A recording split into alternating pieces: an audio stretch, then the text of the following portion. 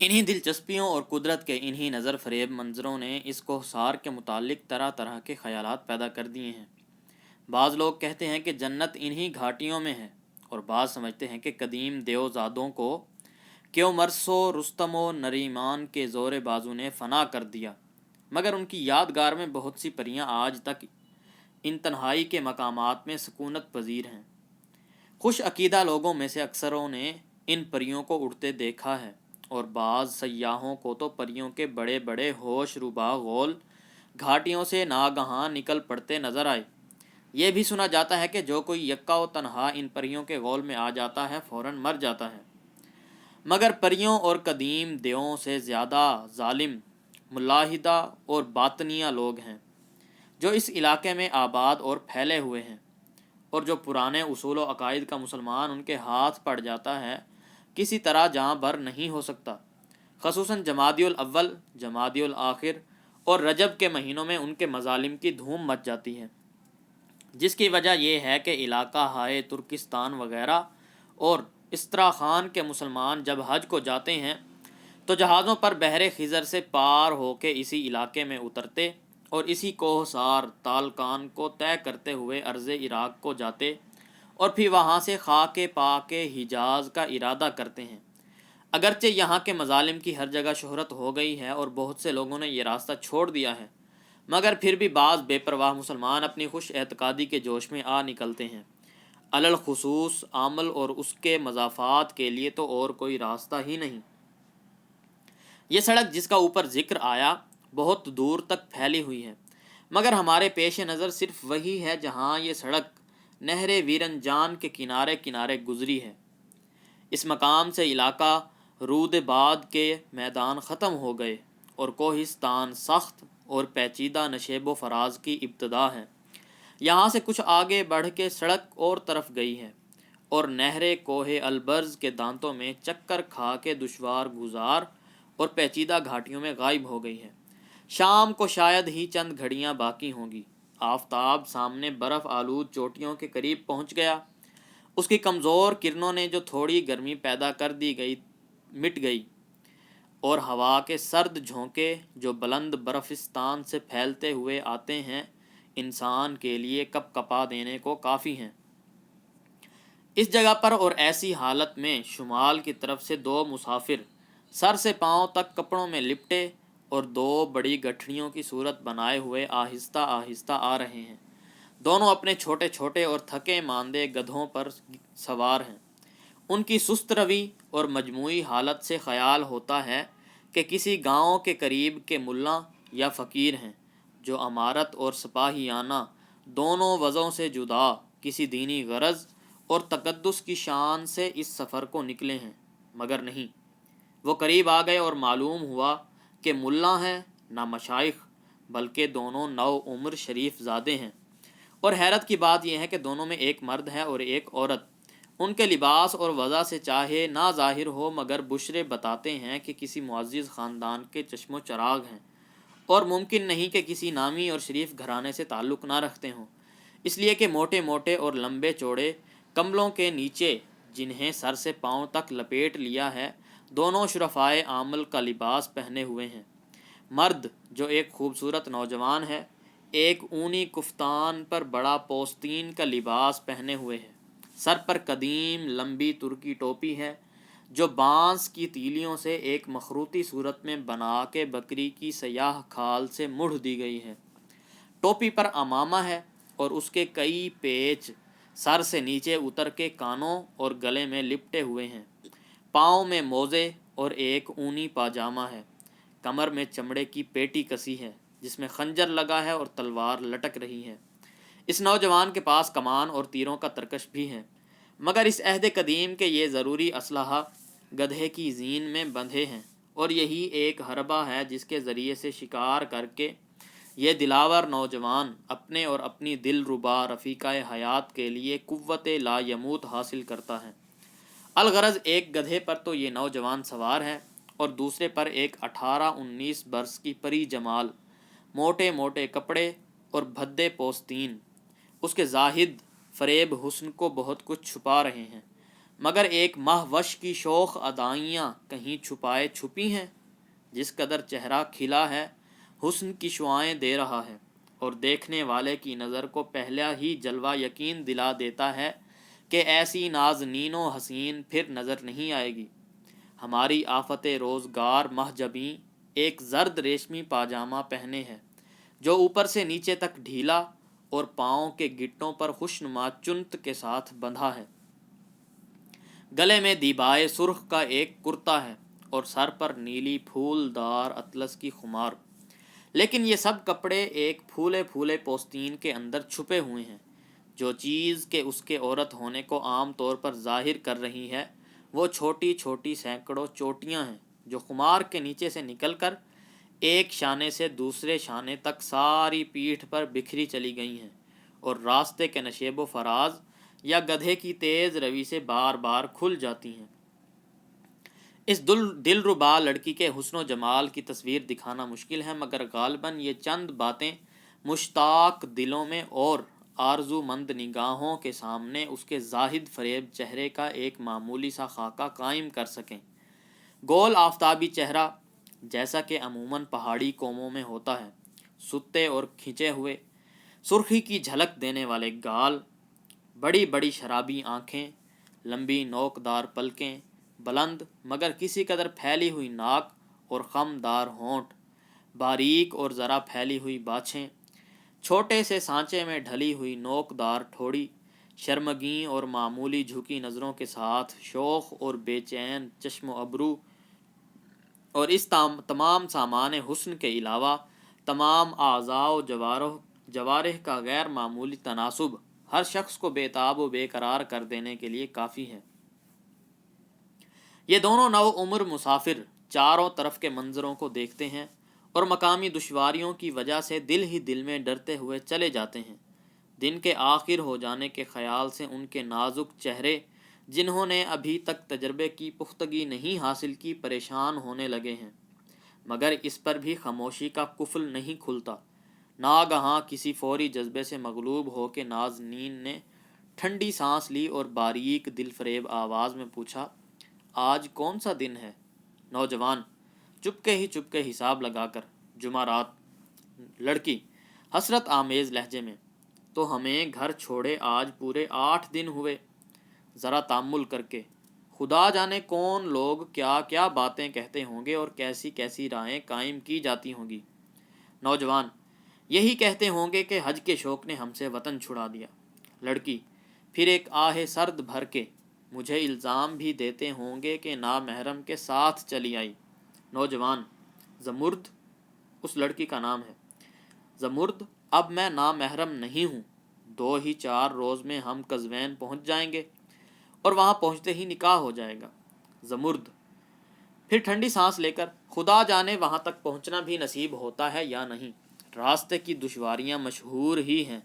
کوئی خوش نصیب مسافر ہوگا جو پریوں کے ہاتھ سے بچ کے نکل جاتا ہوگا، اور ان سے بچ بھی جائے تو ملاحدہ کیوں چھوڑنے لگے. زمرد میں اس وقت ایک غیر معمولی تغیر پیدا ہو گیا ہے. اس مقام نے اسے کوئی خاص بات یاد دلا دی ہے جس کی وجہ سے وہ چاروں طرف کے منظر کو ہر طرف سے مڑ مڑ کے دیکھ رہی ہے اور بار بار آہیں سرد بھرتی ہے. نوجوان نے اس بات کا خیال بھی نہیں کیا اور معمولی لہجے میں کہنے لگا، ملاحدہ کی طرف سے تو مجھے اطمینان ہے، اس لیے کہ ان کے نقیب عامل صبحت اللہ سے مجھے ایک خط مل گیا ہے. وہ ہمیں ایک مجرب تعویذ کا کام دے گا اور اس کے نظر کرتے ہی ہم کرمتی کے دستے ستم سے نجات پائیں گے. یہ باتیں کرتے وقت دونوں نو عمر مسافر اس مقام پر پہنچے جہاں سے سڑک تو کوہسار کی بلندی پر چڑھنا شروع ہوتی ہے اور نہر اس سے جدا ہو کے دشوار گزار گھاٹیوں اور گھنی خاردار جھاڑیوں میں گھسنے کے لیے داہنی طرف مڑ گئی ہے. نوجوان نے اپنے گدھے کو سڑک پر آگے بڑھایا ہی تھا کہ زمرد باغ روک کے کھڑی ہو گئی اور کہا، نہیں حسین. یہ اس نوجوان کا نام ہے. حسین حیرت سے زمرد کی طرف دیکھ کر، پھر کدھر؟ زمرد، جدھر نہر بہہ رہی ہے. حسین، ادھر تو راستہ نہیں. زمرد، تم چلو تو صحیح. حسین، آخر تم قزوین چلتی ہو یا کہ کہیں اور؟ زمرد، نہیں، میری منزل مقصود قزوین نہیں، مجھے تو دیکھنا ہے کہ نہر کدھر گئی ہے. حسین اس طرف تو پریوں کا نشیمن ہے۔ زمرد ہونے دو۔ حسین سنتا ہوں کوئی ادھر سے زندہ نہیں جاتا۔ زمرد یہی میں بھی چاہتی ہوں۔ حسین نے تعجب اور حیرت سے زمرد کی صورت دیکھی اور ایک متانت کی آواز سے کہا، اور وہ حج کی نیت کیا ہوئی؟ زمرد ہے، مگر اپنے بھائی موسیٰ کی قبر پر جا کے فاتحہ پڑھ لوں تو مکہ معظمہ کا ارادہ کریں۔ حسین تمہارے بھائی کی قبر؟ مگر یہ کیسے خبر کہ کہاں ہے؟ زمرد مجھے معلوم ہے، راستہ بھی جانتی ہوں اور اس مقام کو بھی۔ حسین حیرت سے تم کیا جانو؟ زمرد خوب جانتی ہوں۔ حسین کیا کبھی آئی تھیں؟ زمرد نہیں، مگر یعقوب جو بھائی موسیٰ کے مرنے کی خبر لایا تھا اس سے پورا پتہ دریافت کر چکی ہوں۔ پہلی نشانی تو یہ ہے کہ جہاں سے نہر سڑک سے علیحدہ ہوئی ہے، سڑک چھوڑ کے نہر کے کنارے جانا چاہیے، اور بعد کی نشانیاں آگے چل کر بتاؤں گی۔ حسین یعقوب کو کیا معلوم؟ کون کہہ سکتا ہے کہ ان بلند اور پیچ در پیچ پہاڑوں میں کون شخص کہاں اور کیوں کر مارا گیا؟ زمرد تم نہیں جانتے بھائی موسیٰ اور یعقوب دونوں ساتھ تھے۔ اس مقام پر پہنچ کر نہر کے کنارے کنارے کچھ دور گئے تھے کہ کوہ البرز سے پریوں کا غول اترا۔ ان کے ہاتھ سے بھائی تو مارے گئے اور یعقوب غش کھا کے گر پڑا۔ دوسرے دن جب اسے ہوش آیا تو بھائی کی لاش پڑی پائی، انہیں دفن کیا، پھر قبر بنا کے اور قبر کے پاس ہی ایک چٹان پر ان کا نام کندہ کر کے واپس آیا۔ حسین مجھے تو غپ معلوم ہوتی ہے، آخر اس کا سبب کہ پریوں نے یعقوب کو تو زندہ چھوڑ دیا اور تمہارے بھائی مارے گئے۔ زمرد اس کا یہ سبب ہوا کہ بھائی نے ایک پری کا ہاتھ پکڑ لیا تھا اور یعقوب بزدل تھا، پری زادوں کو دیکھتے ہی غش کھا کے گر پڑا۔ حسین پھر ایسے مقام میں تو ہرگز نہ جانا چاہیے۔ زمرد نہیں حسین، میں ضرور جاؤں گی۔ حسین فرض کرو کہ ہم وہاں پہنچتے اور ہمارے سامنے پریاں اتریں تو؟ زمرد میں تو اس سے نہیں ڈرتی، اگر تمہیں خوف ہے تو نہ چلو۔ حسین تم اکیلی جاؤ اور میں نہ چلوں؟ میں جو تمہاری محبت میں ہر وقت جان دینے کو تیار ہوں۔ زمرد حسین سنو، میں تمہارے ساتھ نہ آتی۔ مانتی ہوں کہ تم شریف ہو، اور اس زمانے سے جب کہ ہم دونوں مکتب میں ایک ساتھ پڑھتے تھے مجھے تم سے محبت ہے، مگر یہ نہ سمجھو کہ ایک شریف لڑکی کو تم فکرہ دے کر نکال لائے ہو۔ میں خود شوق سے آئی ہوں، فقط اتنی امید پر کہ بھائی کی قبر پر کھڑے ہو کے 2 آنسو بہاؤں گی۔ جب یہ مقصد پورا ہو لے گا تو حج کو چلوں گی۔ حسین زمرد اپنی جوانی اور اس کم سنی پر ترس کھاؤ اور اس ارادے سے باز آؤ۔ زمرد نہیں، یہ نہیں ہو سکتا، اسی آرزو کے لیے بے عزتی گوارا کی ہے۔ حسین مایوسی کی آواز سے خداوندا، اگر جان ہی جانی ہے تو میں مارا جاؤں۔ زمرد تیری مصیبت ان آنکھوں سے نہ دیکھی جائے گی۔ مسکرا کے گھبراؤ نہیں، ہم دونوں کی کشش ایک دوسرے کو کھینچ لے گی، مارے گئے تو دونوں مارے جائیں گے۔ یہ کہہ کر زمرد نے اپنے گدھے کو نہر ویرنجان کی طرف موڑا۔ 2 ہی قدم چلی ہوگی کہ حسین نے روک کر کہا، زمرد ذرا صبر کرو، چلنا ہے تو کل چلنا، اب شام ہوا چاہتی ہے، پہنچتے پہنچتے رات ہو جائے گی۔ زمرد بس اب چلے ہی چلو، کہیں آبادی ملنے کی تو امید نہیں، اور جب جنگل ہی میں ٹھہرنا ہے تو یہاں وہاں دونوں جگہ برابر ہے۔ حسین سے کسی طرح انکار کرتے نہ بنی، چل کھڑا ہوا اور دل میں پس و پیش کرتا ہوا زمرد کے ساتھ کوہ البرز کی تیرہ و تار گھاٹی میں گھسا۔ اب دونوں آہستہ آہستہ چلے جاتے ہیں، اور اس سنسان مقام کا رعب دونوں پر اس قدر بیٹھ گیا ہے کہ بالکل خاموش ہیں۔ جوں جوں آگے بڑھتے ہیں جنگل گھنا ہوتا جاتا ہے، سردی ساعت بساعت بڑھ رہی ہے، سناٹے نے نہر کے بہنے کی آواز زیادہ تیز کر دی ہے، جس سے اس مقام کے وحشت ناک منظر میں ایک ہیبت پیدا ہو گئی ہے۔ اب راستہ دشوار ہے، گدھوں سے اترنا پڑا۔ دونوں آگے پیچھے اپنے گدھے کے دہانے ہاتھ میں پکڑے چٹانوں سے نیچے اور جھاڑیوں میں گھستے چلے جاتے ہیں۔ آخر دیر کے سکوت کے بعد حسین نے مرعوب ہو کر کہا، بے شک پریاں ایسے ہی سناٹے کے مقام میں رہتی ہیں، انسان کیا مانی یہاں جانور کا بھی پتہ نہیں۔ زمرد ہاں، اور سنتی ہوں کہ اس نہر میں اکثر جگہ پریاں نہاتی ہیں اور بال کھولے ہوئے آپس میں کھیلتی اور چھینٹیں اڑاتی بھی نظر آ جایا کرتی ہیں۔ حسین چونک کر، یہ سنسناتی آواز کیسی تھی؟ جیسے کوئی چیز سن سے کانوں کے پاس سے آگے نکل گئی۔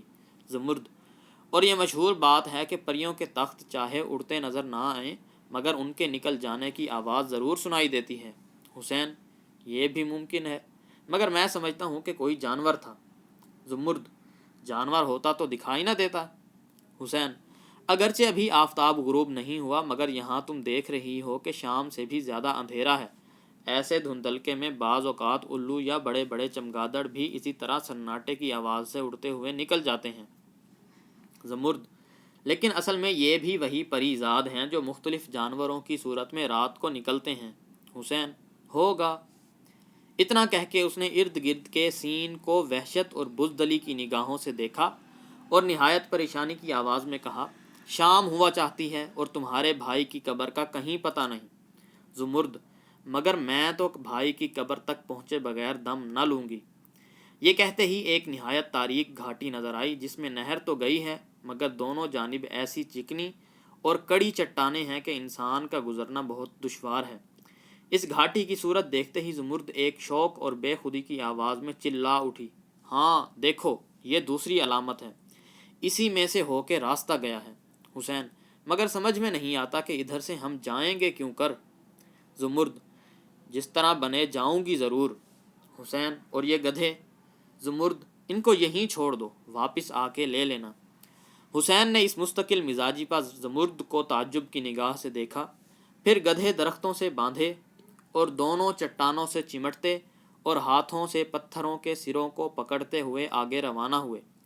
کوئی 2 گھڑی یہ محنت کا سفر کیا ہوگا کہ گھاٹی ختم ہو گئی، جس سے نکلتے ہی دونوں نے حیرت سے دیکھا کہ نہر ویرن جان اس گھاٹی سے گزر کے یکا یک ایک نہایت ہی فرح بخش مرغزار میں بہنے لگی ہے۔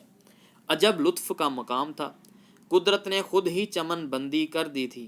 شگفتہ اور خوش رنگ پھولوں کے تختے دور دور تک پھیلتے چلے گئے تھے۔ نغمہ سنج طیور بھی یہاں کثرت سے نظر آتے، جو ہر طرف شاہدان چمن کے حسن و جمال پر صدقے ہوتے پھرتے تھے۔ شام ہو رہی تھی اور یہ جوش میں بھرے ہوئے عاشقان شاہد گل اپنے معشوقوں کو آخری الوداع کہہ رہے تھے۔ یہ سماں دیکھتے ہی زمرد نے خوش ہو کر کہا: اب ہم اپنی منزل مقصود کو پہنچ گئے۔ اس وادی میں بھائی موسیٰ مارے گئے اور یہیں کہیں ان کی قبر بھی ہوگی۔ یہ کہہ کے زمرد ایک نازک بطن اور چست چالاک ہرنی کی طرح چاروں طرف دوڑی اور ایک بڑے پتھر کے پاس ٹھہر کے چلائی: آہ، یہی میرے بھائی کی قبر ہے۔ اس آواز کے سنتے ہی حسین ادھر دوڑا گیا اور دیکھا کہ ایک چٹان پر موسیٰ کا نام کھدا ہوا ہے اور اس کے قریب ہی چند پتھروں کو برابر کر کے ایک قبر کی صورت بنا دی گئی ہے۔ دونوں نے یہاں کھڑے ہو کر فاتحہ خوانی کی، مگر زمرد کے دل پر حسرت و اندوہ کا اس قدر غلبہ ہوا کہ دعا ختم ہونے سے پہلے ہی وہ گر پڑی اور قبر سے لپٹ کر زار و قطار رونے لگی۔ حسین نے بہت کچھ تسلی دی، نہر سے پانی لا کے منہ دھلایا اور رات کے اندھیرے میں اپنی حور وش معشوقہ کو اپنی گود میں لے کے بیٹھا اور سمجھانے لگا۔ زمرد ہچکیاں لے لے کے: حسین، مجھے اپنی زندگی کی امید نہیں، ایسا معلوم ہوتا ہے کہ یہیں مروں گی۔ ہاتھ پاؤں سن ہو رہے ہیں، کلیجے میں میٹھا میٹھا درد ہے اور دل بیٹھا جاتا ہے، مگر مرنے سے پہلے تم سے ایک وصیت ہے۔ میں مر جاؤں تو میری لاش کو بھی انہی پتھروں کے نیچے جہاں بھائی موسیٰ کی ہڈیاں ہیں دبا دینا۔ حسین نہایت مستقل مزاجی سے آنکھوں ہی آنکھوں میں آنسو پی کر: یہ وصیت اگر پوری ہونے والی ہوگی تو کسی اور کے ہاتھ پر پوری ہوگی، میں تمہارے بعد زندہ نہیں رہ سکتا، اور جس کے ہاتھ سے یہ وصیت پوری ہوگی وہ تمہارے ساتھ میری ہڈیوں کو بھی انہی پتھروں کے نیچے دبائے گا۔ زمرد خوشامد کے لہجے میں: نہیں حسین، ایسا نہ کرنا، تم کو ابھی نہیں معلوم کہ مجھے کیا چیز یہاں کھینچ لائی۔ نہ یہ کہہ سکتی ہوں کہ بھائی کی محبت نے، اور نہ یہ کہہ سکتی ہوں کہ یعقوب کے بیان میں کوئی جادو تھا، مگر جس روز اس نے بھائی موسیٰ کی حسرت نصیب داستان سنائی، اس کے دوسرے ہی دن میں نے خواب میں دیکھا کہ جیسے بھائی اس وادی میں کھڑے ہیں۔ خواب ہی میں انہوں نے مجھے ہاتھ کے اشارے سے اپنی طرف بلایا اور تاکید کر کے کہا کہ میری قبر پر آ کے فاتحہ پڑھ۔ مرحوم بھائی نے کچھ ایسی مؤثر وضع سے بلایا تھا کہ ان کی اس وقت کی صورت اس وقت تک میری آنکھوں کے سامنے پھر رہی ہے۔ اس سے تم سمجھ سکتے ہو کہ میں یہاں بھائی کی بلائی ہوئی آئی ہوں۔ حسین وفور گریہ سے بے اختیار ہو کے اور بے انتہا جوش کے ساتھ: خیر، تمہیں تو انہوں نے خواب میں بلایا ہے، اور تم مجھے خود اپنے ساتھ لائی ہو۔ زمرد: ہاں، میں تم کو ساتھ لائی ہوں، اور اسی سبب سے کہ اس دنیا میں مجھے تم سے زیادہ کوئی عزیز نہیں، اور میری تمنا ہے کہ تمہارے پہلو میں تمہاری آنکھوں کے سامنے جان دوں۔ اس کے بعد تم گھر جاؤ اور وہاں عزیزوں اور شہر کے دیگر شرفاء کے نزدیک میری جو بے عزتی ہوئی ہے اس کو دور کرو، اور میری خبر مرگ کے ساتھ جا کے بتاؤ کہ میں نے کیوں اور کہاں جان دی، اور مرتے وقت ایسی ہی پاک دامن تھی، گلے میں باہیں ڈال کے۔ حسین: میری آرزو ہے کہ تم زندہ رہو اور میرے دامن سے بدنامی کا دھبا دھو۔ ناگہاں ایک پہاڑ کی ڈھالو سطح پر کچھ روشنی نظر آئی، جس پر پہلے زمرد کی نظر پڑی اور اس نے چونک کے کہا، یہ روشنی کیسی؟ حسین نے بھی اس روشنی کو حیرت سے دیکھا اور کہا، خدا جانے کیا بات ہے، اور دیکھو ادھر بڑھتی چلی آتی ہے، اس رات کی تاریکی میں یہاں آنے والا کون لوگ ہو سکتے ہیں؟ دونوں عاشق و معشوق روشنی کو گھبرا گھبرا کے ساتھ بساتھ زیادہ متحرک ہوتے دیکھ رہے تھے کہ وہ بالکل قریب آ گئی۔ بڑی بڑی 15-20 مشعلیں تھیں، اور ان کے نیچے حسین و پری جمال عورتوں کا ایک بڑا غول، جن کی صورت دیکھتے ہی زمرد اور حسین دونوں نے چیخ ماری۔ دہشت زدگی کی آواز میں دونوں کی زبان سے نکلا، پریاں، اور دونوں غش کھا کر بے ہوش ہو گئے۔ ملحد کی جمع بے دین لوگ، مراد باطنیہ فرقے کے لوگ۔ نمبر 2، مسلمانوں کے بعض فرقے جو خلافت عباسیہ کے دور میں نمودار ہوئے، ان کی نوعیت سیاسی تھی، لیکن انہوں نے مذہب کا لبادہ اوڑھ رکھا تھا۔ ان میں ایک فرقہ اسماعیلیہ تھا جس کے رہنما حسن بن صباح نے اسلامی ملکوں پر قبضہ کرنے کے لیے 109 عیسوی میں ایک دہشت پسند جماعت بنائی اور کوہ البرز، ایران کے قلعہ الموت کو اپنا گڑھ بنا کر اسلامی ملکوں میں اپنے فدائیوں کے ذریعے قتل و غارت گری کا بازار گرم کیا۔ دوسرا باب، پیاری زمرد تو کہاں گئی؟ بامے سجاو و رنگیں کنگرت پیر مغاں گوید۔ صبح کا وقت تھا اور نسیم کے جھونکے چل رہے تھے کہ مرغان سحر نے اپنے اپنے نشیمنوں سے نکل نکل کے حسین کو خواب بے ہوشی سے جگایا۔ خمار کسی کروٹیں بدل کے آنکھیں ملتا ہوا اٹھا اور چاروں طرف مڑ مڑ کے دیکھا، مگر زمرد کا کہیں پتہ نہ تھا۔ جب معشوقہ دل ربا کی محبت بھری صورت کسی طرف نظر نہ آئی تو کلیجہ دھک سے ہو گیا۔ ناتوانی اور سر پھرنے کی وجہ سے کئی دفعہ گر کر اٹھا اور لڑکھڑاتا ہوا چلا۔ آس پاس ہر جگہ دیکھا، ہر طرف نظر دوڑا دوڑا کر ڈھونڈا، لیکن نازنین و ناز آفریں زمرد کا نام و نشان نہیں۔ آخر ہر طرف سے مایوس ہو کے اور جستجو میں تھک کے موسیٰ کی قبر کے پاس آ کے بیٹھ گیا، اور نہایتی حسرت و اندوہ کے عالم میں آنسو بہا بہا کے کہنے لگا، پیاری زمرد تو کہاں گئی؟ آہ، آسمان و زمین کھا گئے یا رات کی پریاں تجھے بھی اپنے ساتھ لے گئیں؟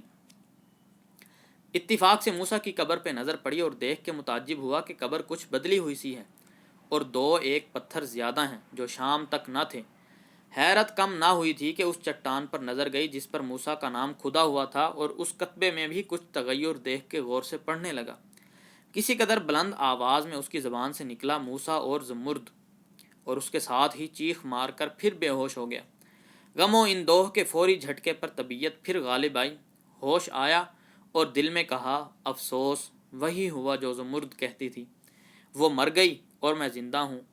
آہ، پریاں شرح علم تھیں، پھرتی سے اسے مار ڈالا، مجھے نیم جان چھوڑ گئیں۔ آہ، وہ میری جان تھی، پھر اس کے بغیر کیوں زندہ ہوں؟ یہ کہہ کر اسی چٹان سے سر ٹکرانے لگا جس پر دونوں بہن بھائی کے نام کندہ تھے۔ دل میں آئی کہ قبر کھول کے اپنے آپ کو بھی اس میں دفن کر دے، بلکہ اس ارادے سے چلا تھا کہ مذہب کے فرشتے نے کان میں کہا، یہ دین کے خلاف اور مرنے والوں کی توہین ہے۔ فرشتہ غیب کی آواز سنتے ہی اس نے زور سے چلا کے کہا، تو پھر میں کیا کروں؟ یہ کہہ کر زمین پر گر پڑا اور تڑپنے لگا۔ دیر تک تڑپنے اور نالہ و زاری کرنے کے بعد اٹھا اور دوڑ کر موسیٰ کی قبر سے لپٹ گیا۔ اب وہ اسے زمرد کی قبر سمجھتا تھا، اور جس طرح کوئی زندہ شخص کسی طرف متوجہ ہو کے باتیں کرتا ہے، اسی طرح اس قبر کی طرف خطاب کر کے کہنے لگا، پیاری زمرد، مرنا اپنے اختیار میں نہیں، خودکشی حرام ہے اور جینا بے سود بے مزہ، لیکن کب تک؟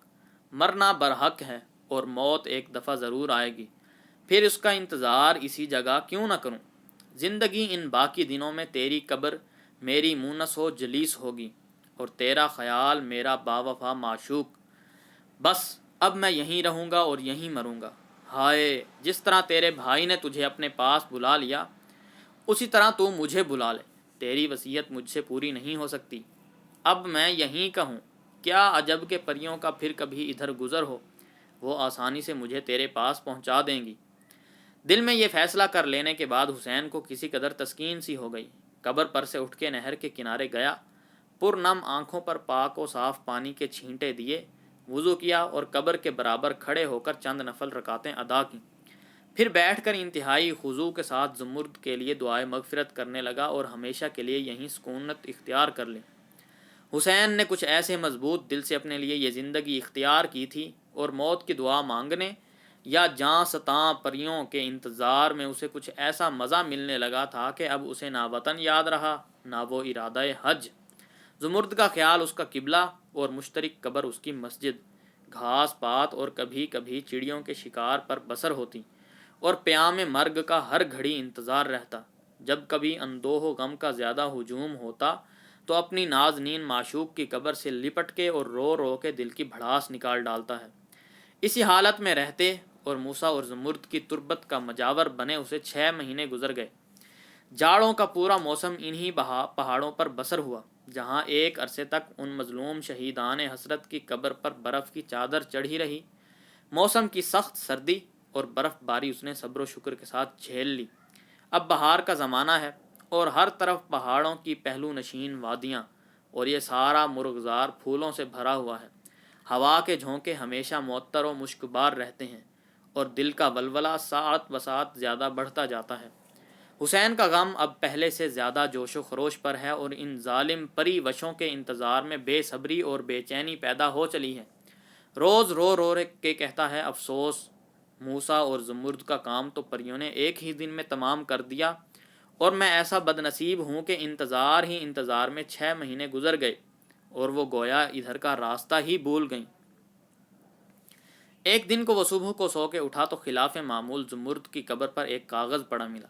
حیرت و شوق سے دوڑ کے اسے اٹھا لیا اور پڑھا تو چند لمحے تک نقش حیرت بنا کھڑا رہا۔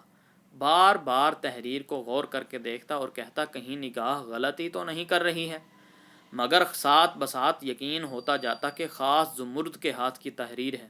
اس خط کی عبارت یہ تھی، حسین، میں اس عالم میں نہایت ہی خوش ہوں، یہاں کی مسرت تیرے وہم و قیاس سے باہر ہے۔ میں اسی باغ میں ہوں جس کا قرآن اور تمام کتب سماوی میں ہر مسلمان اور خدا شناس سے وعدہ کیا گیا ہے۔ یہ سب لذتیں مجھے خدا کی مہربانی سے حاصل ہیں۔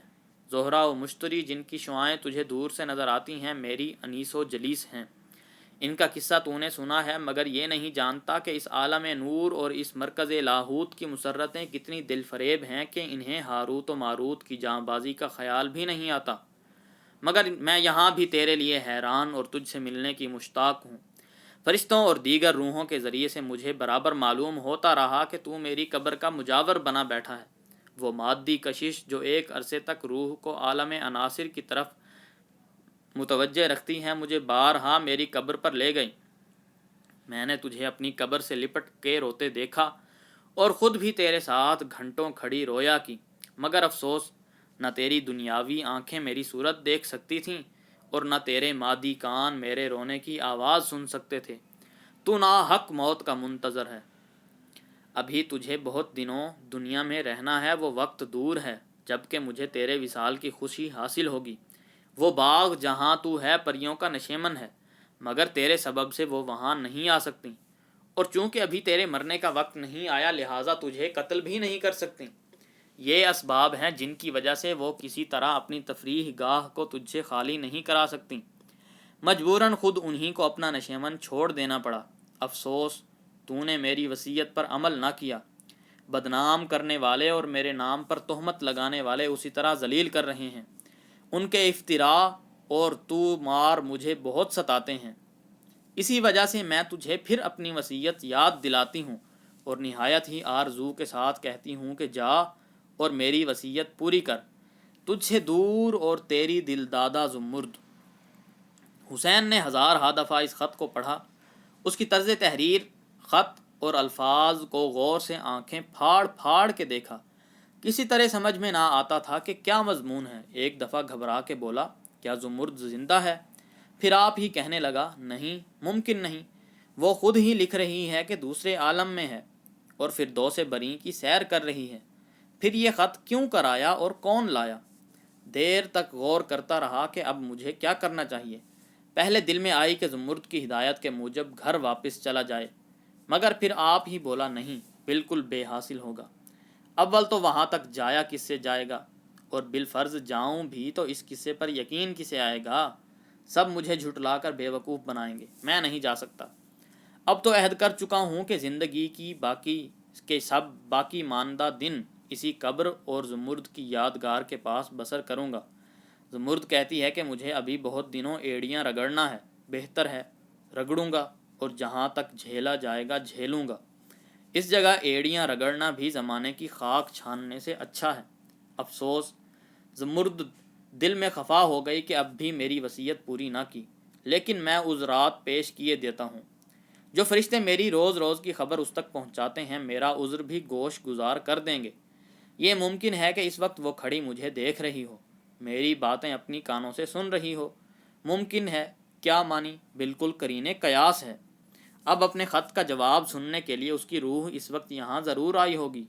ہاں، تو جو کچھ کہنا ہے اسی سے کہوں۔ یہ خیال اس کے دل پر جم گیا اور زمرد کی قبر کی طرف دیکھ دیکھ کے یوں کہنا شروع کیا، پیاری زمرد، نہ میں اس قبر پر نور میں ہوں جہاں تو ہے، اور نہ میرے پاس وہ نورانی نامہ بر ہیں جو مجھ خاکی پیکر کا خط تیرے پاس پہنچا دیں۔ اپنی نورانی اور نوری توجہ سے کام لے اور خود میری زبان سے عذر سن۔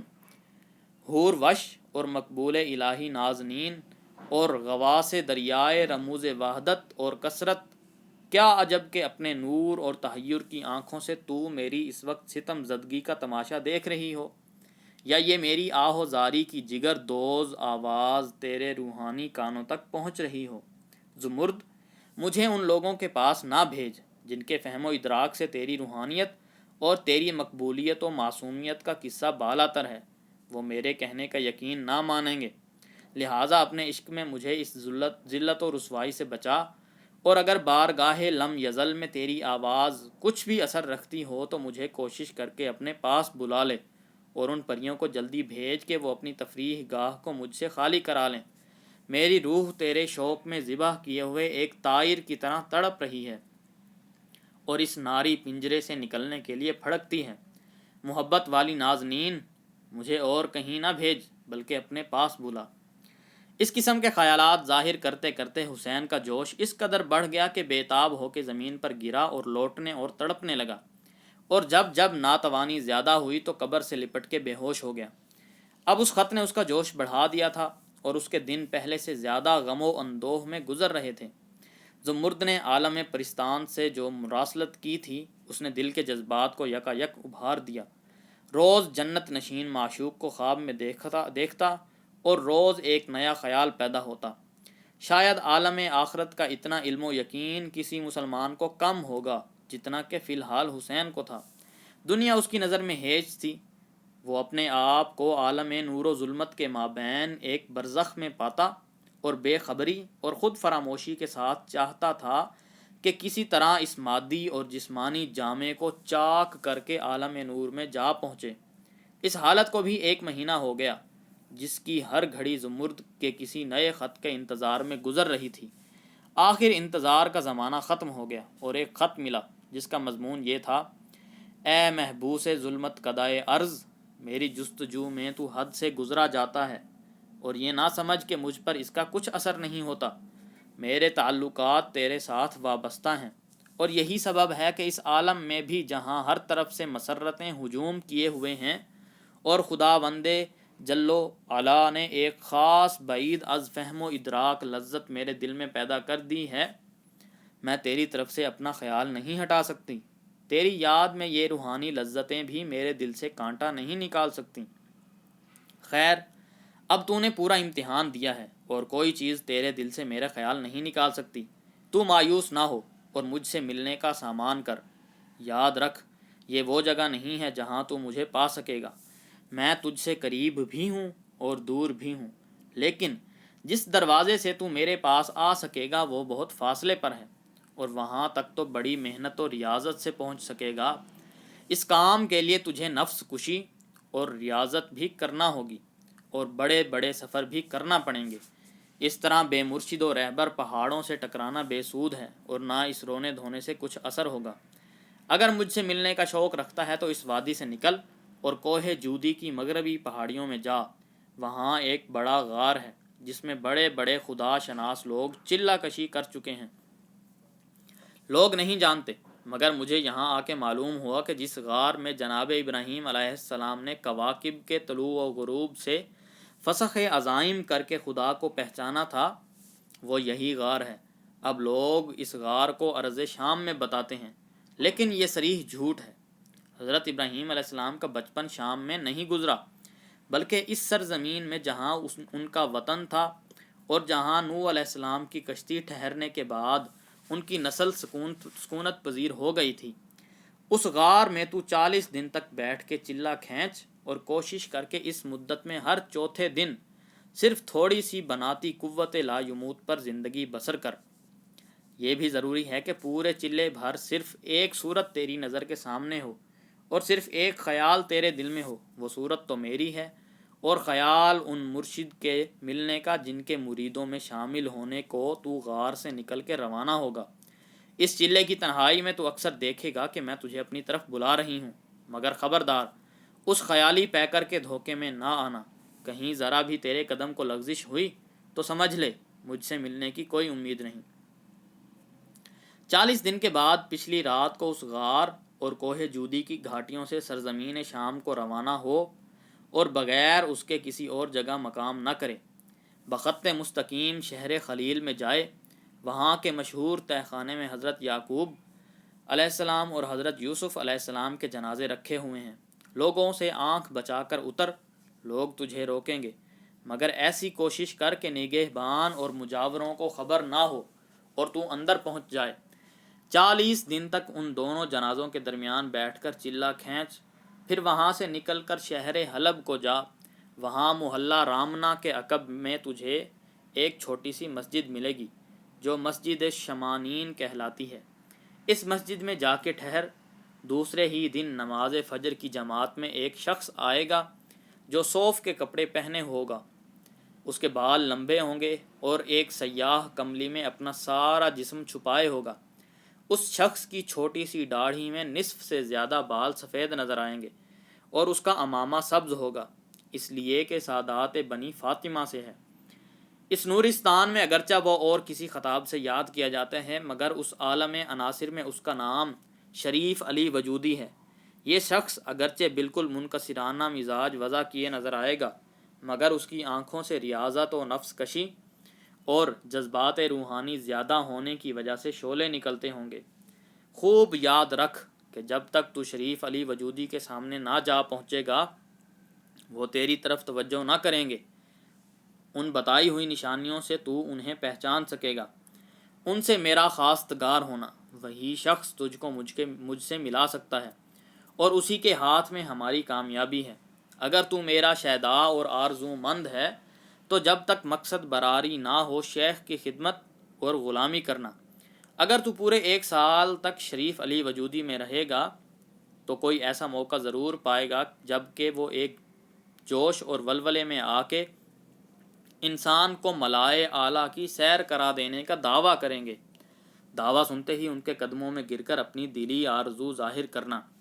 وہ بے شک منظور کریں گے، مگر اس کا خیال رہے کہ شیخ کے ہر حکم کی تعمیل خواہ تیری سمجھ میں آئے یا نہ آئے بے عذر اور بلا حجت کرنا۔ بمے سجادہ رنگیں کن گرت پیر مغاں گوید۔ اگر یہ سب مراحل تو نے طے کر لیے اور شیخ کی اطاعت میں پوری سرگرمی اور گرم جوشی دکھا دی تو جان لے کہ میرا آغوش تیرے لیے کھلا ہوا ہے۔ تجھ سے زیادہ میں تیرے لیے حیران ہوں۔ بس اب جلدی اس وادی میں پہنچ اور میری قبر کو چھوڑ اور مجھ سے ملنے کی کوشش میں استقلال و مستعدی دکھا۔ تیری مشتاق و شیدا زمرد۔ حسین اپنے جوش محبت میں احباب سے متنفر ہو جانے کی وجہ سے زمرد کی پہلی وصیت اور اس کے بعد گزشتہ خط پر عمل نہیں کر سکتا تھا۔ مگر اس خط کے بعد ممکن نہ تھا کہ گھڑی بھر کے لیے بھی اس وادی میں ٹھہر سکے۔ زمرد کی محبت و وفا شعاری یاد آئی اور نہایت ہی جوش و خروش کے ساتھ زمرد کی قبر سے رخصت ہوا۔ تنگ و تاریک گھاٹی سے بیزار دشواری سے سنبھل کے نکلا اور اسی مقام پر پہنچا جہاں اپنے اور زمرد کے گدھوں کو درختوں سے باندھ کے چھوڑ گیا تھا۔ دونوں گدھے بندھے بندھے سوکھ کے سردی و برف باری کے صدمے اٹھا کے مر گئے تھے۔ ان کی ہڈیاں درخت کے نیچے پڑی ہوئی تھیں، مگر یہ دیکھ کے نہایت ہی متحیر ہوا کہ قدیم گدھے کے بدلے اب ایک اور تازہ دم گدھا اس درخت میں بندھا اور کسا کھڑا ہے۔ خلاف امید اس سواری کو پا کے اس نے خداوند کریم کا شکر ادا کیا، جس نے عالم نور کے بہت سے رموز اس دنیا ہی میں اس پر ظاہر کر دیے اور آگے کی راہ لی۔ جہاں تک راستہ خراب اور پیچیدہ تھا وہاں تک تو وہ گدھے کا دہانہ پکڑے ہوئے پا پیادہ گیا۔ جب صاف اور کشادہ زمین آ گئی تو اس خدا کی دی ہوئی سواری پر سوار ہو کے سیدھا مغرب کی طرف چل کھڑا ہوا۔ چونکہ اس کوہستان کا سلسلہ بھی مشرق سے مغرب کو گیا ہے، لہٰذا اس کے دامن میں بادیہ پیمائی شروع کی اور 2 مہینے کی دشت نوردی کے بعد علاقہ آذربائیجان کے شہر تبریز میں جا پہنچا، جہاں سے کوہ جودی 10-12 دن کی مسافت پر ہے۔ تبریز ایسا بارونق شہر تھا کہ حسین کے دل میں آئی کہ 2 دن ٹھہر کے سیر کرے، مگر زمرد کی تاکید یاد آئی اور بغیر اس کے کارواں سرائے میں کمر بھی کھولی ہو، آگے کی راہ لی اور 10 روز دشت نوردی کے بعد کوہ جودی کی سر بفلک چوٹی کے نیچے جا کھڑا ہوا۔ کوہ جودی بہت بلند پہاڑ ہے اور یونان اور ایشیائی کوچک بلکہ سلسلہ کوہکاف کی اکثر چوٹیوں سے زیادہ بلند ہے۔ حسین پہلے ایک بڑا چکر کھا کے اس زبردست اور برف سے ڈھکے ہوئے قلعے کے مشرقی پہلو پر نکل گیا اور اس غار کو ڈھونڈنے لگا جس میں اسے چلہ کشی کرنا تھی۔ کئی روز تک چٹانوں اور گھاٹیوں میں ٹکراتے رہنے کے بعد وہ غار ملا۔ دور دور کے گاؤں والے اکثر اس غار کی زیارت اور اس کے تاریک دہانے پر کچھ نہ کچھ چڑھانے کو آتے رہتے تھے۔ لوگوں میں اس کی قدیم برکتوں کے بہت سے قصے مشہور تھے اور یہود و نصارہ و مسلمان سب اس کی حرمت اور ادب کی نگاہ سے دیکھتے تھے۔ انہی گاؤں میں ایک زائر کی زبانی حسین کو غار کے حالات معلوم ہوئے اور سمجھ گیا کہ یہی وہ مقام ہے جہاں اسے اپنی ریاضت اور نفس کشی کا پہلا امتحان دینا ہے اور جہاں جناب ابراہیم علیہ السلام نے خدا کو پہچانا تھا۔ دن کو جب حسین اس غار کے دہانے پر پہنچا وہاں اضلاع جودی و لبنان کے چند خوش عقیدہ زائروں کا مجمع تھا۔ شام کو ان کے واپس جانے کے بعد جیسے ہی آفتاب غروب ہوا وہ خدا کا نام لے کر اندر گھسا، غار میں جاتے ہی ریاضت میں مشغول ہو گیا اور کوشش کرنے لگا کہ وہاں کی بھیانک تاریکی میں زمرد کی خیالی تصویر کا چراغ بنا کے ہر وقت نظر کے سامنے رکھے۔ چوتھے دن پچھلی رات کو نکل کے گھاس اور پتوں سے بھوک کی حدت کم کر لیتا اور پھر اسی خلوت قدے میں جا بیٹھتا۔ آخر چلہ پورا کر کے پری وش نوجوان نے شام کی راہ لی۔ 3 مہینے کے سفر کے بعد مقدس شہر خلیل کی عمارتیں نظروں کے سامنے تھیں۔ آبادی میں داخل ہو کے سیدھا اس تہخانے پر پہنچا، مگر یہاں نیچے اترنا بہت دشوار تھا، اس لیے کہ ہر وقت لوگوں کا مجمع رہتا اور خرابی یہ تھی کہ جو کوئی اس مقدس غار میں اترنے کا ارادہ کرے پہلے اجازت لے، لہٰذا عام مجاورین کو دوست منا کر اجازت حاصل کرنے کے لیے راستے کے قریب ہی شب باش ہوا۔ کئی راتیں جاگ کر کاٹیں مگر موقع نہ ملا، اس لیے کہ اکثر لوگ یہاں پاس ہی شب بیداری کرتے تھے اور ایسا کوئی وقت نہ ملتا جب کہ لوگ مصروف دعا و عبادت نہ ہوں۔ 2-3 ہفتے کے بعد ایک مرتبہ پچھلی رات کو اٹھ کے دیکھا تو میدان صاف تھا اور جو لوگ تھے وہ سو رہے تھے۔ چپ کے دبے پاؤں تہخانے کے دروازے پر گیا اور چاروں طرف دیکھ کے اطمینان کر لیا کہ کوئی نہیں دیکھ رہا تو بے تکلف نیچے اتر گیا۔ اس مقام پر جانا بڑی جرت اور ہمت کا کام تھا۔ ان انبیاء عظام کا رعب ساعت بساعت دل پر غالب آتا جاتا تھا، پاؤں کانپ رہے تھے اور دل دھڑک رہا تھا۔ تاہم زمرد کا شوق ان تمام دلی کمزوریوں پر غالب آیا، وہ برابر بڑھتا چلا گیا۔ بار بار اسے معلوم ہوتا جیسے فرشتے روک رہے ہیں کہ اس مقدس جگہ کو اپنے قدموں سے ناپاک نہ کر، مگر ان سب خیالات کو مٹا کے وہ گھٹا ٹوپ اندھیرے میں ہاتھوں اور پاؤں سے ٹٹولتا ہوا تہ تک پہنچ گیا۔ رات کا وقت اور پھر وہ تاریک مقام۔ حسین پہنچ کر پریشان ہوا کہ ہاتھ کو ہاتھ سجھائی نہیں دیتا، بزرگ پیغمبروں کے جنازے کیوں کر نظر آئیں گے؟ عرصے تک ایک ہی جگہ کھڑا سوچتا رہا۔ اب دل کو مضبوط کر کے آمادہ ہوا کہ ٹٹول کے آگے بڑھے کہ ناگہاں صبح کی شعاعیں اوپر سے پہنچیں اور وہ ٹھہر گیا کہ روز روشن ہو لے تو زیادہ آسانی سے اپنے مقصودہ مقام پر پہنچ سکوں گا، اور یہی ہوا۔ دن کی روشنی نے اندھیرا کم کر دیا اور اسے کئی لاشیں چبوترے پر رکھی نظر آئیں، جن میں سب کے درمیان حضرت یعقوب و یوسف کے جسم تھے۔ ان کا انتقال چونکہ مصر میں ہوا تھا، لہٰذا قدیم مصریوں کے مذاق پر ان کی ممیاں بنائی گئی تھیں۔ ان کے جسم آئینے کے تابوتوں میں تھے، جن سے اس تاریکی میں ایک عجیب رعب و جلال برستا نظر آتا تھا۔ حسین یہ مقدس چہرے دیکھ کے سر سے پاؤں تک کانپ گیا۔ کسی طرح قدم آگے بڑھانے کی جرت نہ ہوتی تھی۔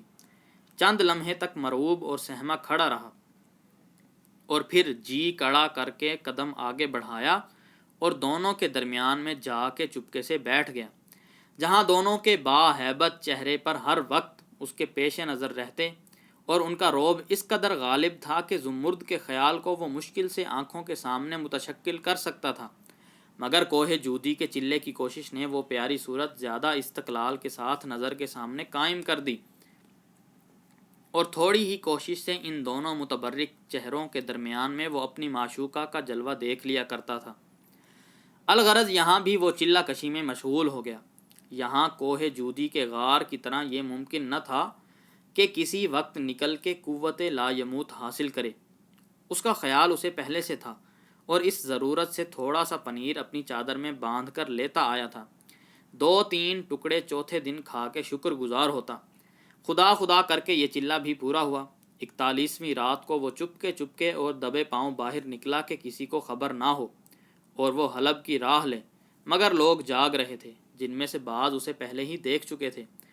انہوں نے دیکھتے ہی غل مچا کے حملہ کیا، اور وہ غار سے نکلتے ہی مجاوروں کے ہاتھ میں گرفتار ہو گیا۔ قریب تھا کہ قتل کر ڈالا جاتا، مگر اتفاق یا اس کی خوش قسمتی سے ایک روز ایک باطنی فدائی کے ہاتھ سے شہر خلیل کا حکمران مار ڈالا گیا تھا۔ لوگ اگرچہ باطنیہ لوگوں سے ڈرتے تھے، مگر آخر بڑا اہم معاملہ تھا۔ وہ انتقام کے درپے تھے، اور باطنیوں کے ایک گاؤں پر تاخت کرنے کا سامان کر رہے تھے کہ باطنیوں کا ایک بڑا بھاری گروہ خود ان پر آن پڑا۔ سخت خون و قتل ہوا، بہت سے لوگ مارے گئے، اور اسی بے امنی کی حالت میں حسین مجاوروں کی قید سے چھوٹ کر حلب روانہ ہوا۔ 8ویں دن شام کے وقت حلب میں داخل ہوا، راہگیروں سے پوچھتا ہوا محلہ رامنا اور پھر مسجد السمانین میں پہنچا۔ یہاں آتے ہی کمر کھول دی اور سر شام ہی کچھ کھا پی کے عشاء کی نماز پڑھی اور سو گیا۔ اگرچہ تھکا ماندہ تھا، مگر زمرد کے وصال کا شوق سر پر غالب تھا۔ آدھی رات سے زیادہ نہ گزری ہوگی کہ آنکھ کھل گئی، اور صبح تک نماز فجر کے انتظار میں کروٹیں بدلتا رہا۔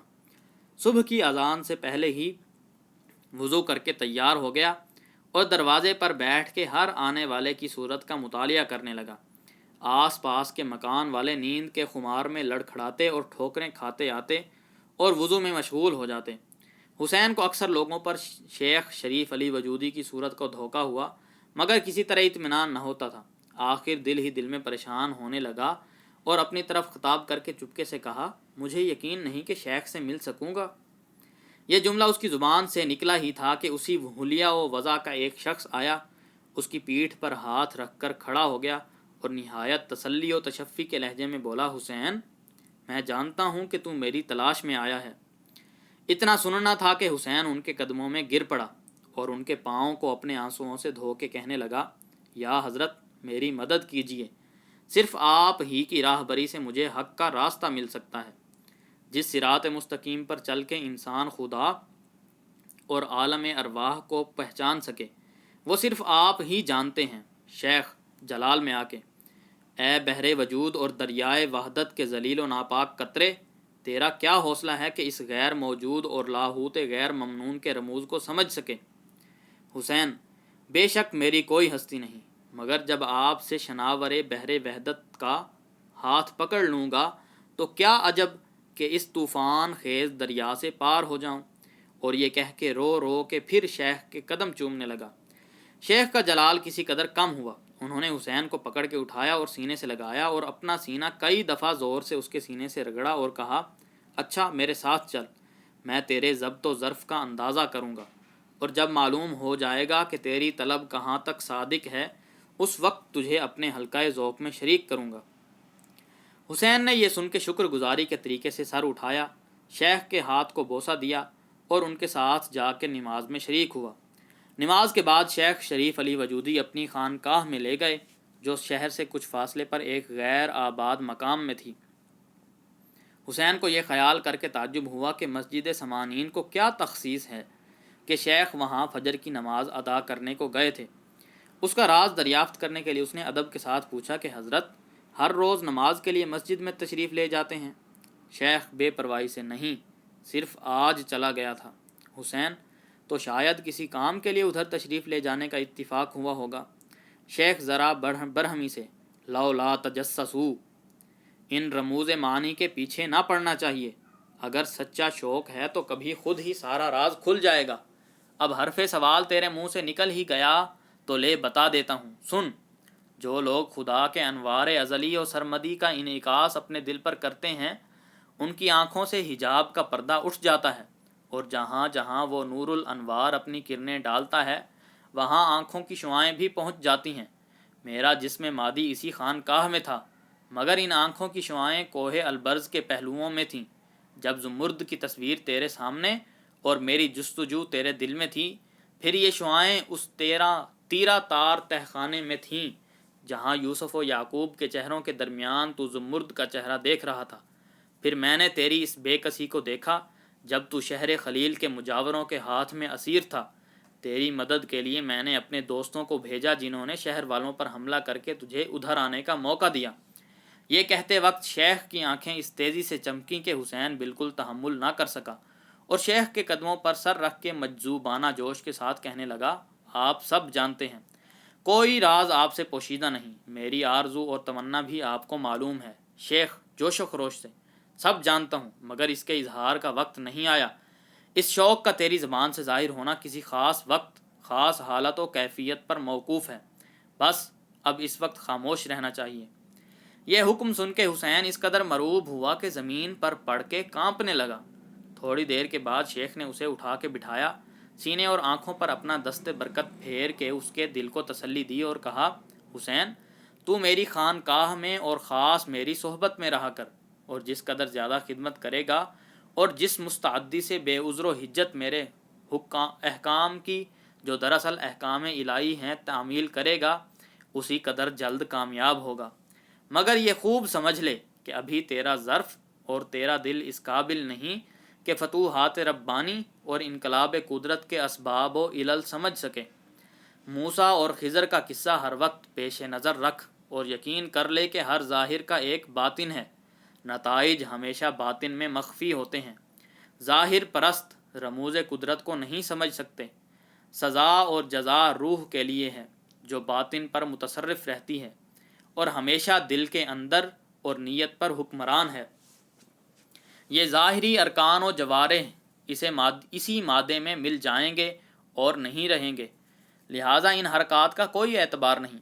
وہ قاضی و مفتی جاہل ہیں، نور الانوار یزدانی سے دور ہیں، جو ظاہری افعال و حرکات پر حکم دیتے ہیں۔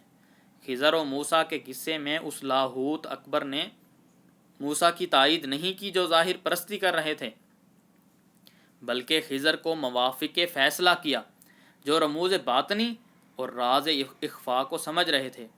اسی طرح دیکھو، ابراہیم علیہ السلام نے بی بی کو بہن بتایا تو ظاہر پرست بہت گھبرائے کہ پیغمبر کی عصمت میں فرق آ گیا۔ یہ ان کی جہالت ہے، خدا ابراہیم کے دل کو دیکھ رہا تھا۔ الحاصل اے حسین، تو خوب سمجھ لے کہ ہر ظاہر کا باطن ہے اور خدا باطن کا طرفدار ہے۔ تجھے شیخ اور مرشد کی اطاعت آنکھیں بند کر کے اسی طرح کرنا چاہیے جیسے اطاعت کی خواہش خضر نے موسیٰ سے کی تھی۔ حسین سینے پر ہاتھ رکھ کے، بے شک میں ایسی ہی اطاعت کروں گا، مگر کیا معاصی اور برے کاموں کے لیے بے سمجھے ارتکاب کر لینا چاہیے؟ شیخ نہایت جلال کے ساتھ اور آنکھیں سرخ کر کے، کیا تجھے یہ گمان ہے کہ مرشد برے کام کا حکم دے گا؟ حسین ڈر کے اور اخلاقی کمزوری کی شان سے، لیکن ممکن ہے کہ مرید اور عقیدت کیش کو وہ فعل گناہ نظر آتا ہو۔ شیخ ہاں ممکن ہے، مگر اس کا باطن گناہ نہیں اور نتائج صرف باطن پر مرتب ہوتے ہیں۔ حسین: مگر اسی باطن پر جو مرتکب اور کرنے والے کے دل میں ہو، میں ایک فعل کا ارتکاب کروں تو اس کے نتائج اسی نیت پر مرتب ہوں گے جو میرے دل میں ہے۔ اگر مجھے اس کا باطنی رخ اچھا نہیں معلوم ہوگا تو خام خواہ میری نیت بھی بری ہوگی، اور جب میری نیت بری ہوگی تو نتیجہ بھی اس نیت کے مطابق برا ہونا چاہیے۔ شیخ جوش میں آ کے اور آنکھیں سرخ کر کے: تو کیا تیرے نزدیک شیخ کی نیت پر شبہ کیا جا سکتا ہے، اور اس سے پہلے راز لاہوتی کے تسلیم کرنے سے تجھے انکار ہے؟ حسین شیخ کے قدموں میں گر کے: ہرگز نہیں، مگر میری باتیں محض اس لیے ہیں کہ لیطمئن قلبی، خداوند وہ دن نہ لائے کہ میں شیخ کی نیت پر شبہ کروں۔ یہ جواب سن کر شیخ نے حسین کو اٹھا کر سینے سے لگایا اور اس کی پیٹھ پر شفقت کا ہاتھ پھیر کے کہا: سن، بے شک تیرے دل میں شکوک آتے ہوں گے، مگر اس راہ باطن میں جو قدم آگے بڑھائے گا تجھے نظر آئے گا کہ مرید کی وقت کیا ہے۔ سن، مرید بعین ہی ایک تلوار ہے جس کے قبضے میں شیخ کا ہاتھ ہے، اور تو سمجھ سکتا ہے کہ تلوار پڑے اور جس کا سر چاہے اڑا دے، مگر الزام یا ظلم کی نسبت تلوار سے نہیں کی جا سکتی، مگر یہ چیزیں اسی طرح منسوب ہوتی ہیں جو تلوار کو ہاتھ میں لیے ہو۔ یقین ہے کہ اب تیرا شک رفع ہو گیا ہوگا اور تو سمجھنے لگا ہوگا کہ مرید کے افعال کا باطنی پہلو شیخ کی نیت سے متعلق ہے، نہ کہ خود مرید کے ارادے سے۔ جب اس طرح اطاعت و مستعدی دکھا کے انسان ارادت کے مدارج طے کر چکتا ہے، اس وقت اعلیٰ درجے پر پہنچتا ہے، لیکن جب تک وہ ارادت کے درجے طے کر رہا ہے، اس کے ارادوں اور اس کی نیت کا کوئی اعتبار نہیں، اس وقت تک اس کے فعل کا ذمہ دار شیخ اور مرشد ہے۔ حسین جوش و خروش سے شیخ کا ہاتھ چوم کے: بے شک بجا ہے، میری آنکھوں کے سامنے سے حقیقت کا پردہ اٹھ گیا اور مجھے کسی حکم کی تعمیل میں عذر نہ ہوگا۔ شیخ: حسین، مرید کے سر پر بڑی نازک ذمہ داری ہے، اس سے زیادہ نفس کشی کیا ہو سکتی ہے کہ انسان اپنے دل اور اپنی عقل کو اپنے افعال سے بالکل الگ رکھے، مگر تو غور کرے گا تو معلوم ہو جائے گا کہ یہ احکام الہی اور رفتار زمانہ کے بالکل موافق ہے۔ جن کاموں کی تعمیل خضر نے کی اور جن میں موسیٰ کی مدد لی، ان کا باطنی پہلو صرف خضر کے دل میں تھا، اور موسیٰ کی نیت میں وہ قطعی معاصی نہ تھے، مگر کوئی یہ نہیں کہہ سکتا کہ موسیٰ نے گناہ کیا اور اتنے بڑے بڑے کبیرہ گناہوں میں شریک ہوئے۔ ایسا اس لیے کہ اس عالم باطنی میں خضر مرشد اور موسیٰ مرید تھے۔ اس کی تعمیل خود ظاہر پرستوں میں روز ہوتی رہی ہے۔ طبیب بظاہر نہایت سمی دوا دیتا ہے اور مریض اگرچہ اس کے منافع سے بے خبر ہے، مگر بلا تعمل کھا لیتا ہے۔ ماں باپ لڑکے کو کسی کام پر مارتے ہیں، لڑکا اس کام کو دل میں اچھا سمجھ لیتا ہے، مگر ماں باپ اپنے دل میں اور اپنے ہی خیال کی مضرت کے تمنا پر مارتے ہیں، اور اس کا نتیجہ ہر ایک کے نزدیک اچھا ہوتا ہے۔ یہ تقریر ایسی مؤثر تھی کہ حسین اس سے زیادہ سننے کی تاب نہ لا سکا، اور پھر ایک نہایت ہی بے خودی کی وجہ سے جوش میں آ کے چلایا: بے شک آپ بجا فرماتے ہیں، میرے دل کو اطمینان ہو گیا، میں کسی بھی حکم سے سرتابی نہیں کروں گا۔ اس علم غیب اور اس مدلل تقریر نے حسین کو شیخ علی وجودی کا ایسا گرویدہ بنا دیا کہ اس کی نظر میں سوائے شیخ کے اور کسی چیز کی ہستی نہ تھی۔ اس کے کانوں میں ہر وقت شیخ کی آواز گونجتی، اس کی آنکھوں کے سامنے ہر گھڑی شیخ کی تصویر پھرتی، اور اس کے دل میں ہر لحظہ شیخ کے احکام کا انتظار رہتا۔ زمرد کی تصویر بھی اب اس طرح پیش نظر نہ تھی، بلکہ کبھی خانقاہ کے حجرے میں لیٹ کے وہ زمرد کے خیال کی طرف متوجہ ہو کے کہتا: پیاری زمرد، مجھے تو نے کہاں بھیجا ہے کہ خود تجھے بھولا جاتا ہوں۔ الغرض اب پورے کمال کے ساتھ اسے فنا فی شیخ کا درجہ حاصل تھا۔ اس کو ارادت و عقیدت مندی کے ساتھ شیخ کی خدمت کرتے 12 مہینے گزر گئے۔ اس زمانے میں ایک مرتبہ 3 مہینے کے لیے غائب رہے اور کسی ایسے سفر پر گئے جس کا انہوں نے بالکل راز میں رکھا۔ حسین ان کی غیبت میں بھی خانقاہ میں رہا، مگر اتنی مدت میں اسے معلوم ہو گیا کہ شیخ علی وجودی کے مرید و معتقدین کن کن شہروں میں اور کتنے کتنے پھیلے ہوئے ہیں۔ ان کا معمول تھا کہ سال میں ایک مرتبہ دور دراز کا سفر کر کے ان کی خدمت میں حاضر ہوتے اور نئے نئے عجیب و غریب احکامات سن کر واپس جاتے، جن کی فوری تعمیل ہوتی۔ ایک طرف خراسان، مکران، سیستان، فارس، رودبار، آذربائیجان عراق عرب اور عراق عجم کے مرید آتے، اور دوسری طرف عمان، حضر موت، حجاز، یمن، زنجبار، مصر، طرابلس، الغرب، الجزیرہ اور تمام علاقہ افریقہ اور ایشیائے کوچک کے معتقد، یہ سب لوگ مختلف وضع و لباس میں ہوتے اور پوشیدہ اکثر راتوں کو دیکھتا کہ شیخ کے خوشہ چین اور ارادت مند کن کن اقطاع عالم میں پھیلے ہوئے ہیں، اور اتنے بڑے اثر اور حکومت کے ساتھ بظاہر وہ کس سادگی اور بے نفسی سے زندگی بسر کرتے ہیں۔ ایک رات شیخ کے گرد 10 مریدوں کا مجمع تھا۔ حسین بھی نہایت ادب کے ساتھ ایک کونے میں بیٹھا تھا، اور شیخ کی زبان فیض ترجمان بہت بڑے بڑے رموز حکمی اور روحانی کھول رہی تھی۔ ایک شخص نے جو مصر سے آیا ہوا تھا ادب سے مگر شک کرنے کے لہجے میں کہا، میری سمجھ میں نہیں آتا، انسان جب اس جسم خاکی کو خاک دان میں چھوڑ جاتا ہے تو جنت کی مسرتوں میں اسے کیوں لطف آتا ہے؟ اس کے جواب میں شیخ نے کسی قدر برہمی سے کہا، بعین ہی اس طرح کہ تم دنیا میں اس جسم کے ساتھ مزے اڑاتے ہو۔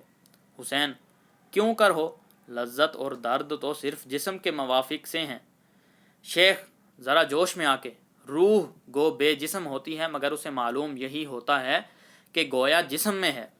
شخص، یہ کیوں کر ہو سکتا ہے؟ جب مادے کی کثافت ہی نہیں تو اسے متشکل اور متحیر کون چیز کر سکتی ہے؟ یہ سن کے شیخ کی برہمی اعتدال سے زیادہ ہو گئی۔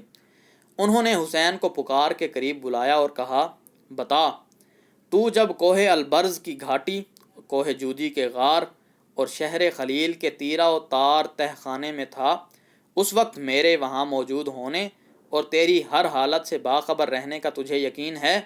حسین سینے پر ہاتھ رکھ کر، بے شک، گو میری ناتواں آنکھیں نہ دیکھتی ہوں، حضرت کا جلوہ ضرور موجود تھا، ورنہ ممکن نہ تھا کہ وہاں کے رموز آپ کو معلوم ہو سکتے۔ یہ سن کے شیخ نے ذرا فخر و ناز کی شان سے ارد گرد کے لوگوں کو دیکھا، اور سب کے بعد اس شخص کے چہرے پر جس نے یہ شک کیا تھا اپنی تیز نظریں جما دیں، مگر اس کے دل کو ابھی اطمینان نہیں ہوا تھا۔ وہ شیخ علی وجودی کی اتنی برہمی دیکھ چکنے پر بھی معترضانہ طریقے سے بول اٹھا، بے شک آپ وہاں موجود ہوں گے اور حسین کی ہر حالت کو دیکھ رہے ہوں گے، مگر صرف آپ کی روح تھی اور متشکل نہیں ہوئی تھی۔ اگر ایسے ہوتا تو حسین آنکھوں سے بھی آپ کے نورانی جمال کو دیکھ لیتا۔ یہ سنتے ہی شیخ کو تاب نہ رہی، زور میں آ کے کھڑے ہوئے، آنکھوں کی چمک دو چند ہو گئی، منہ میں کف بھر آیا اور اس شخص کی طرف دیکھ کر کہا، یہ جسد ناپاک نہایت ہی سرکش ہے، یا روح نور الانوار کے شہود باوجود کو نہ سمجھ سکتی ہے اور نہ سمجھنے کی کوشش کرتی ہے۔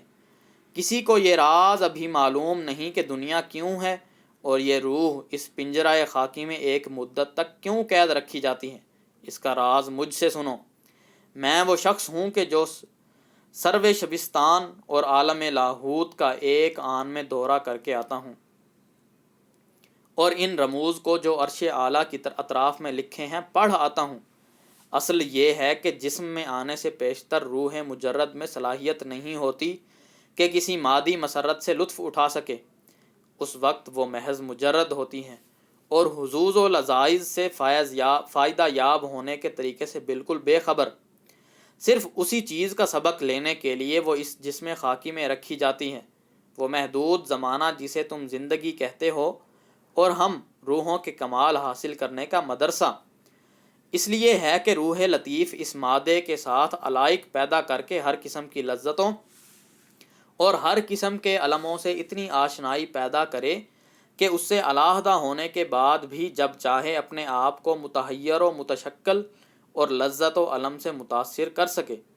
جس طرح کوئی شخص مدارج روحانی طے کرنے کے بعد یہ صلاحیت اور قوت حاصل کر لیتا ہے کہ روح اس کے جسم میں رہنے کی حالت میں بھی اپنے آپ کو غائب یا روح غیر متشکل و غیر متحیر بنا لے، اسی طرح روح انسانی عموماً اس جسم خاکی کے حجرے میں بند ہو کے اتنا چلہ کھینچ لیتی ہے کہ اس کے چھوڑ دینے کے بعد بھی جب چاہے اپنے آپ کو جسم اور شکل میں ظاہر کر دے۔ پھر اس کا کمال اس درجہ بڑھ جائے۔